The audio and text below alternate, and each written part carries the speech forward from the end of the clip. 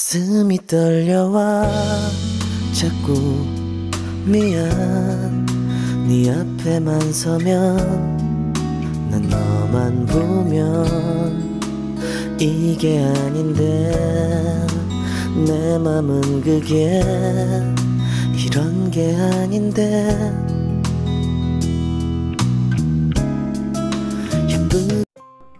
Good morning বন্ধুরা, welcome back to my channel. আমি মহানগরী কলকাতা থেকে তোমাদের বন্ধু সঞ্চিতা নিয়ে চলে এসেছি আমার ডেইলি ব্লগ চ্যানেল সঞ্চিতা সঞ্চয় নিয়ে। আশা করছি তোমরা দেশে ও দেশের বাইরে আমার এই ভিডিওটি যে যেখান থেকে তোমরা দেখছো সবাই ভালো আছো, সুস্থ আছো, সাবধানেও আছো। আজকে হচ্ছে বাংলার নববর্ষ। তোমাদের সবাইকে আমার ভালোবাসা, বড়দের প্রণাম আর শুভেচ্ছা দিয়ে শুরু করছি আজকের ভিডিওটা। এখন সকাল 7টা, আর আশা করছি আজকের দিনটা তোমরা সবাই ভালো করে এনজয় করবে এবং ভালো করে নতুন বছরকে তোমরা সবাই গ্রহণ করবে সুন্দরভাবে। তো চলো, আমি কিন্তু সকালবেলা আজকে যেহেতু নববর্ষ সেহেতু সকালবেলা উঠে পড়েছি, আর একদম 7টার সময় ভাবলাম যে আজকে ঘরটা আমি ভালো করে পরিষ্কার করে নিই। কারণ সকালবেলা উঠে যদি বছরের প্রথম দিন সব কাজ সুন্দরভাবে করা যায় তাহলে কিন্তু সারা বছরই এই রুটিনটাই আমার চলতে থাকবে, যেটা আমাদের বাঙালিদের বিশ্বাস আছে। সেই জন্য আমি সেই বিশ্বাসটা রাখার চেষ্টা করি যে বছরের প্রথম দিন যদি প্রত্যেকের ভালো যায় তাহলে কিন্তু সারাটা বছরই ভালো কাটে। আমি কিন্তু আজকে নিত্যদিনের সমস্ত কাজগুলো সকাল থেকেই উঠে শুরু করে দিয়েছি, কারণ আমি জানি যে আমাকে সারা বছরই এই কাজগুলোই করতে হবে। তাই জন্য আমি আজকে কিন্তু একটুও ঢিলেমি করলাম না, সব কাজ সুন্দরভাবে সকাল থেকেই গুছিয়ে নিচ্ছি। আর তার আরও একটা কারণ আছে সকাল সকাল সব কাজ কেন করে নিচ্ছি। চলো তোমরা আমার ভিডিওটা আজকে দেখতে থাকো, দেখবে যে আমি আজকে কেন এত তাড়াতাড়ি উঠে সকাল থেকে সব কাজ করছি, সেটা তোমাদের সঙ্গে অবশ্যই শেয়ার করব। আশা রাখছি তোমরা আমার সঙ্গে এই ভিডিওটা শেষ পর্যন্ত থাকবে। ভালো লাগলে অবশ্যই যাবার সময় একটা লাইক, কমেন্ট ও সাবস্ক্রাইব করে যেও নতুন বন্ধুরা। তা আমার যে সমস্ত বন্ধুরা আজকে প্রথম ভিজিট করেছো তাদের যদি আমার ভিডিওটা ভালো লাগে তাহলে তোমরা শেষ পর্যন্ত আমার সঙ্গে থেকো, এটা আমার অনুরোধ রইল। তো চলো, আমি কিন্তু ঘরটা পরিষ্কার করে নিচ্ছি একটু একটু করে। আর সমস্ত ঘরের যত ধুলোবালি ছিল সব সেইগুলো কিন্তু আমাকে এখন পরিষ্কার করে বার করতে হবে। কেন বলো তো, কালকে কিন্তু বিকালের দিকে বেশ একটু ঝড় মতো এসেছিলো, আর আমার যেহেতু খোলা জায়গায় ঘর, আমার কিন্তু এই জানলাটা দিয়ে ভীষণ নোংরা ঘরে ঢোকে জানো, আর সারা ঘরে কিন্তু ধুলো ময়লা হয়ে গেছে। রাত্রিবেলা ঝাঁট দিয়েছিলাম কিন্তু তাও চারিদিকে কিন্তু ধুলো হয়ে আছে। এটা আমাকে ভালো করে আগে ঝাঁট দিয়ে পরিষ্কার করতে হবে, তারপরে আমি মুছতে পারবো। তা সেই জন্য সকাল সকালই উঠে ভাবলাম যে যেহেতু আজকে নববর্ষ, প্রথম সকাল বছরের, সেই জন্য আজকে ভালো করে সকাল থেকে উঠে এই ঘরের কাজগুলোই করি। তো বন্ধুরা দেখো, ঘরটা আমার মোটামুটি পরিষ্কার হয়ে গেছে। এবারে কিন্তু আমি ভালো করে ঝাঁট দিয়ে নিচ্ছি। কেন বলো তো, এই যে তোমাদের বললাম আগের দিন বিকেলবেলা কিন্তু প্রচুর ঝড় হয়েছে রাত্রিবেলা। তা রাত্রিবেলা যেহেতু ঝাঁট দিতে নেই, আমি মোটামুটি একটুখানি ঝাঁট দিয়ে আর ঘরের এক পাশে রেখে দিয়েছিলাম। আর তারপরে আজকে সকালবেলা কিন্তু ভালো করে ঝাঁট দিচ্ছি। কেন বলো তো, কারণ প্রচুর ধুলো পড়েছে, আর যেহেতু আমার ঘরে একটু বালি ঝরে সেহেতু আমার তো আরও বেশি ধুলো হয়েছে। তাই আমি তাড়াতাড়ি করে কিন্তু এটা ভালো করে ঝাঁট দিয়ে পরিষ্কার করে আর ঘরটা মুছে নেব। যেন ঘরটা মুছে নিয়ে আমি কিন্তু আজকে চান করে নেব। চানটা করে নিয়ে তারপরে আমাকে পুজোও করতে হবে, কারণ যেহেতু পয়লা বৈশাখ। আর একটা কারণও আছে, আমার কিন্তু আজকে ভীষণ মনে আনন্দ, কারণ আজকে 1 মাস পর আমার কিন্তু নিজের প্রিয়জনটা আজকে বাড়িতে ফিরে আসবে। কারণ তোমাদের তো আমি অন্য একটা ভিডিওতে দেখিয়েছিলাম যে 1 মাসের জন্য আমার হাজব্যান্ড চলে গেছে কাশ্মীরে। তা আজকে কাশ্মীর থেকে কিন্তু ফিরে আসবে পয়লা বৈশাখ। যেহেতু আগের দিন আসার কথা ছিল কিন্তু কিছু একটা আসার সময় কিছু গন্ডগোল হয়েছিল ওই টিকিটের ব্যাপারে, তাই জন্য ওরা পরের দিন টিকিট কেটে ওখান থেকে আবার আসছে। সেই জন্য পয়লা বৈশাখের দিন আসছে। তা পয়লা বৈশাখের দিনটা যদি নিজের কাছের মানুষ কাছে ফিরে আসে তাহলে কিন্তু ভীষণই আনন্দের বিষয় একটা। কিন্তু আমার আরও একটা দুঃখ আছে যে ওরা তো ফিরে আসবে, ওরা ফিরে এসে কিন্তু বাড়িতে খাবে, আর আমার জানো তো আজকে সেরকম কিছুই নেই। বছরের প্রথম দিন, আর যেহেতু আমরা মিডল ক্লাস ফ্যামিলি সেহেতু আমাদের আর কি হয় বলো, 12 মাসই আমরা ডাল ভাত খেয়ে থাকি। তা আমি নিজের মনকে বুঝিয়ে নিলাম যে ডাল ভাতই যখন সারা বছর খেতে হবে তাহলে সেই রকমই রান্না করব, আর ওরা এসে খাবে। আমাদের যেহেতু 2জন কুক স্টাফ আছে, আর ওর বাবা 3 জন, আর আমরা 2জন, 5 জন, 5 জনে মিলে কিন্তু আমরা আজকে ওই যা আছে সেটাই রান্না করে কিন্তু খেয়ে নেব। তা আমি ভাবছি আমার 2 পিস মাছ আছে, আর 3 পিস ডিম দিয়ে আমি আজকে ম্যানেজ করে নেব। তা তরকারিটা একটু ভালো করে করতে হবে, না হলে তো খেতে পারবো না। তা আমি দেখো স্নান টান সেরে পুজো করে আবার চলে এসেছি রান্নাঘরে।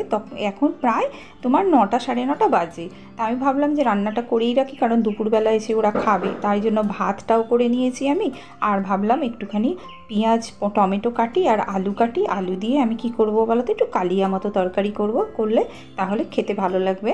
আর একটা যেহেতু বিশেষ দিন, সেহেতু একটু অন্যরকম করে তরকারিটা আমি করার চেষ্টা করছি। যদিও আমি মানে দেশি পোনা মাছে আমি কোনোদিন পেঁয়াজ রসুন দিয়ে খাই না, কিন্তু ডিমটা আছে বলে ভাবলাম একসঙ্গেই করি, আবার দুরকম করব, তাই জন্য একসঙ্গেই আমি মাছ ডিম দিয়ে তরকারিটাকে সেরে নিলাম। কিন্তু বন্ধুরা, তোমরা হয়তো ভাববে যে ডিমটাকে আমি ঝাল বা অন্য কিছু করতে পারতাম। দেখলাম একদিন এক্সপেরিমেন্ট করে দেখি না যে দুটো একসঙ্গে দিয়ে তরকারিটা কীরকম খেতে হয়। তা আমি কি করলাম বলো তো, ডিম সেদ্ধ করে নিলাম, নিয়ে ভেজে নিয়েছি, আর মাছটাও তো ভেজে রেখে দিয়েছি। তারপরে কিন্তু আমি তরকারিটা একদম খুব সুন্দর করে করেছি। কিন্তু বন্ধুরা, আমার এক্সপেরিমেন্টটা কিন্তু সাকসেস হয়েছে। কেন জানো? তরকারিটা এত সুন্দর খেতে হয়েছিল যে তোমাদের কি বলবো।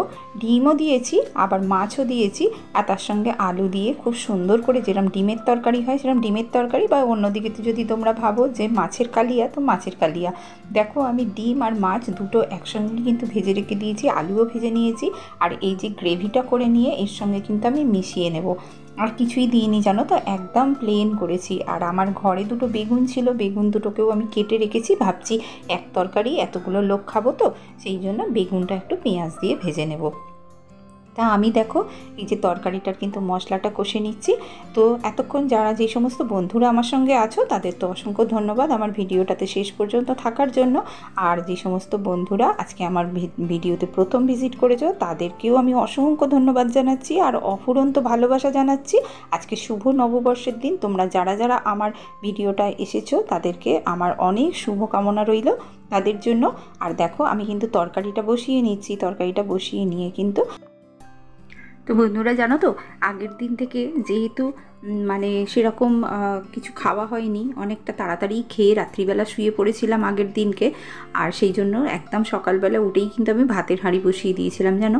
আর যেহেতু আমি ভাতটা করে নিয়েছি, সেহেতু ভাবলাম যে আজকে আর অন্য কোনো টিফিন করব না, কারণ ওর বাবারাও এসে যাবে, আর এসে গিয়ে ওরা তো খেতে চাইবে। তাই জন্য আমি দেখো তরকারিটা একদম রেডি করে নিলাম।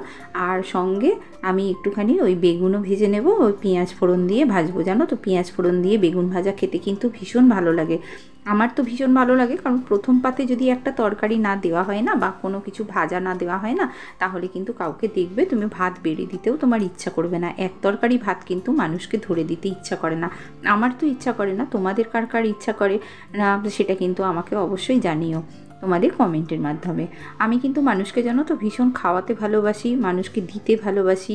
তো যাই হোক, ওরা আসবে বলেছে বলে, আর যেহেতু আজকে জানো তো আমার ঘরে সেরকম কিছুই মানে সবই বাড়ন্ত, বলতে গেলে নেই তো বলতে নেই, সবই বাড়ন্ত। তাই জন্য কি করব, যা আছে সেটার মধ্যেই ম্যানেজ করার চেষ্টা করলাম। কারণ আমার তো এবার এসে যাবে, এসে গেলে আমাকে এবার বাজার হাট করে দেবে। কারণ জানো দুজনে থাকি তো, আমি আর আমার মেয়ে, তাই জন্য ওই যা হোক একটুখানি কিছু করে খেয়ে নিই, জানো অত আর আমাদের থাকে না।